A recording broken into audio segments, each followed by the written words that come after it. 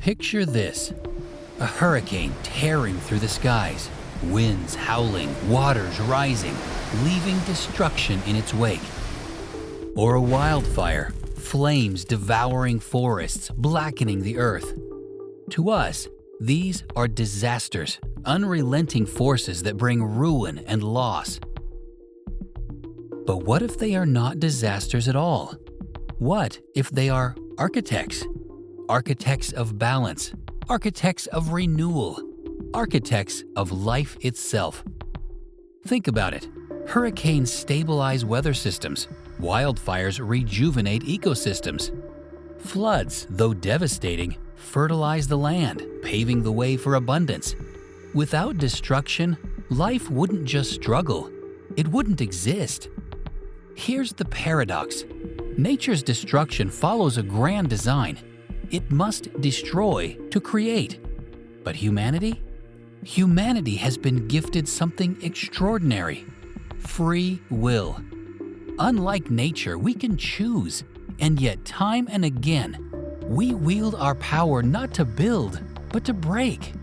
Why? Why do we take the forces of creation in our hands and unleash chaos instead of renewal?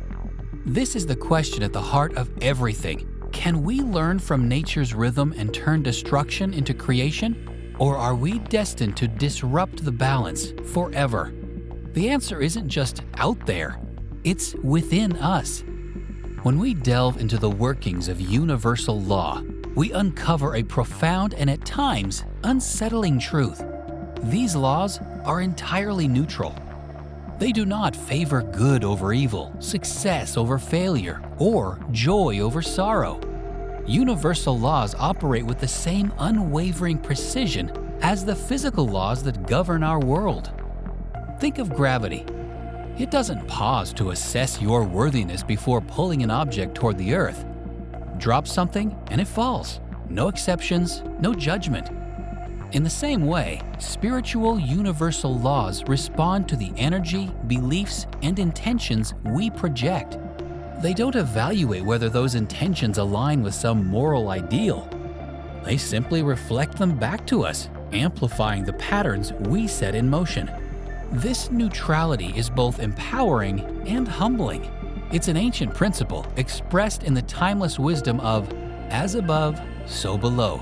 What we manifest in the physical realm mirrors the unseen principles that govern the universe. Great thinkers have glimpsed this universal order in nature. Take Alexander von Humboldt, the father of ecology, for instance.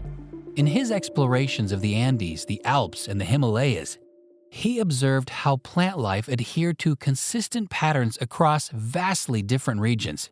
He found that life, no matter how diverse, unfolds according to an underlying intelligence, a cosmic blueprint that governs creation itself. What can we learn from this?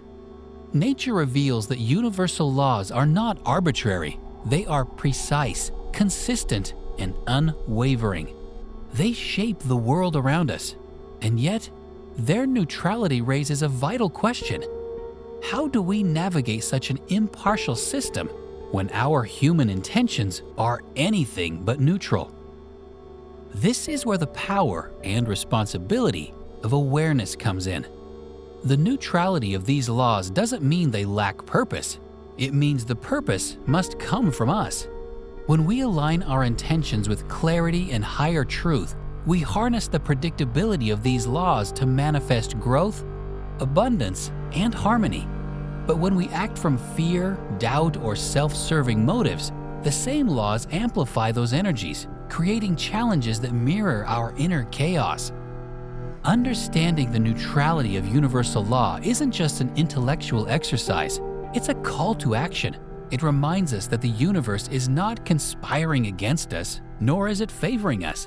It's simply reflecting us. And the question becomes, what are we projecting into this impartial system? Because whatever we send out, we will see it returned. That is the unyielding truth and the profound opportunity of living within the framework of universal law, Unlike many religious traditions that personify the divine as a being who rewards righteousness and punishes wrongdoing, universal laws function on an entirely different level. They are impersonal, impartial, and unwavering. These laws do not judge intentions or assign moral value. They simply respond to the energy, thoughts, and actions we project. Consider a simple analogy: a seed. If a seed falls on barren ground, it doesn't sprout, not because the seed is inherently bad, but because the conditions aren't right. The seed's potential remains dormant, waiting for the right combination of soil, water, and sunlight to bring it to life. Similarly, spiritual laws operate based on conditions.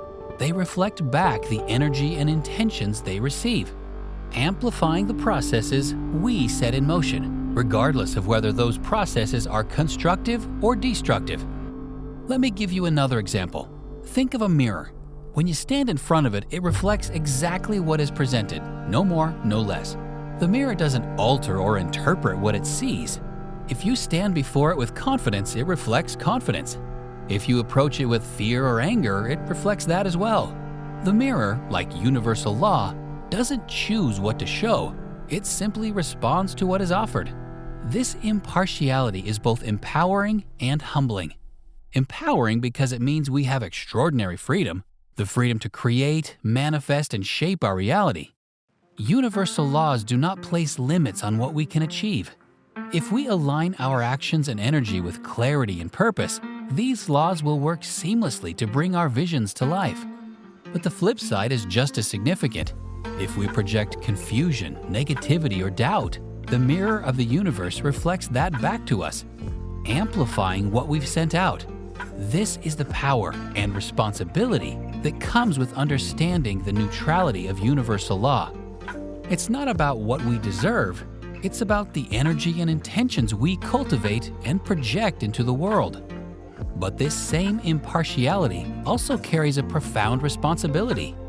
It means the outcomes we experience are not random, nor are they imposed by some external force. They are the direct result of what we project into the universe. The law doesn't care whether our input is born from hope and love or fear and anger.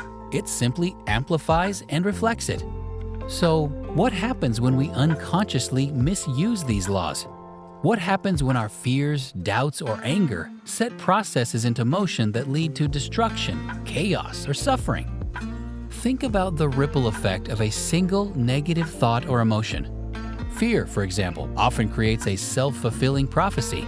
If you believe failure is inevitable, you subconsciously act in ways that bring failure into reality.